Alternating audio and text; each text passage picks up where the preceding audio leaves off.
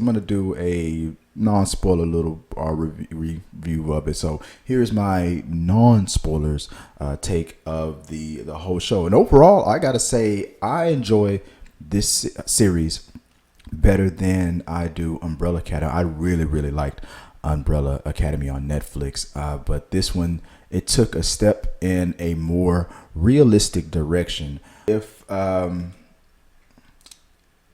superheroes were real and they were to exist, if they were being born here in the real world, this is the closest I feel that it would be in real life, because of the fact that you have a capitalistic country as the United States of America. Why not? Why wouldn't they try to monetize it in a way? Look what's going on here in Google, right here in the YouTube lands, right?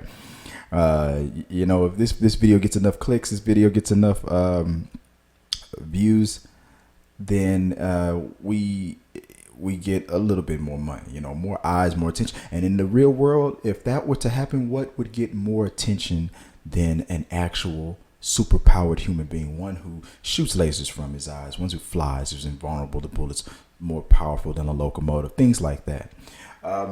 If these people existed, then they might as well be flying around not with an S on their chest, but with Starbucks and bumper stickers. Their capes would probably have stickers and stuff all over them. Corporate America would try their damnedest. You got people who are so caught up in the system and the powers that be, that even with superhero stature and powers of your own, with literal powers like that, you're still a slave to what the corporate giants who put you under that contract have made you accustomed to, all that money and that lifestyle that you're so used to, and you're under that. Now that's just the corporate side of it.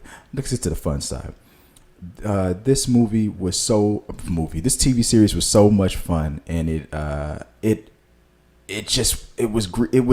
a lot of opportunities to be campy, really bad campy, because there was very campy moments for what it promised you in the trailers. It said this is going to be sexy, hard-hitting, in-your-face kind of, rated R style comic book brought to life, and it was. But it had an opportunity to just lean on that only, and that just be a gimmicky, but it wasn't. It really got emotional. It really broke down the pros and the cons, cause and effect of being a greedy, I don't give a damn about you type of superhero, and I'll just keep my secret. And the thing I loved about this series is the fact that it could have just 100% been one-sided, but in a lot of situations with a lot of different characters, your Homelander, for example, your A-Train, your and then the boys, the people that are in the group for the boys, Butcher and them. You had a lot of situations where you could see them as just one-dimensional, one direction, just a one-directional type of a person. They have their mission, they have their way of life, they love what they have, what they want, they know what they want to do it that way, and they're just only going to do it that way. No, then you peel the onion and you see, oh man, this guy is struggling, or this lady is struggling with this issue. No, I'm the sad clown. Nobody can see my pain because it's all about the glitz and the glamour and all that stuff that's around me, and with being burdened with all this purpose and whatnot. And then on the boy side of it, you think all you can see, like you're like DMX, all I have is pain. The most outrageous moments in the TV show, and you go, oh man, this show is just all about it's all about that, or it's just about this nastiness or whatever and whatnot. Then when the second that thing happens, then it's like, now we got to deal with the consequences of it, your actions. Even if the intentions was good, it's paved to a road to hell. Even if it was an accident, your actions have consequences. You want to keep your lifestyle. You want to live that cushy life. You want to be safe. You want to be free. Hey, I'll put it like this. Bone Thugs and Harmony said it best. Crazy Bone to be exact. Know how to stay alive in this unmerciful, wicked planet. If you can't pay for your life, you're gonna vanish. There it is. Finally got it out. And this unmerciful, wicked planet, if you can't pay for your life, you're gonna vanish. It's the best way I could put this series. If you you have to pay for it in a lot of ways. Keep the secret. Smile for the camera. You're a gun, so when I point you, you shoot. You shoot where I tell you to shoot, without question. Being human, a regular human being, dealing with the consequences of these superpower people. They can screw your whole life up, and you just gotta grin and bear it. Take it like a champ, and don't say nothing. Don't mess with. Don't poke the bear. I mean, you think that this is a whole.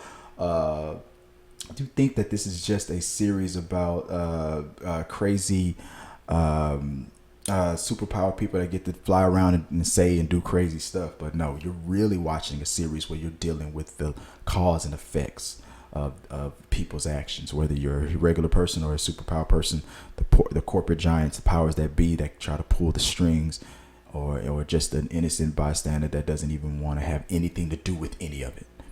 You're involved whether you know it or not, and it's just this web. It's just this very sensitive, very thin one vibration pluck of this one piece of the web. The whole thing can just vibrate. The whole thing can shatter and fall apart. It's a spider web it's between these two pieces of wood that's only being held upright by the web itself.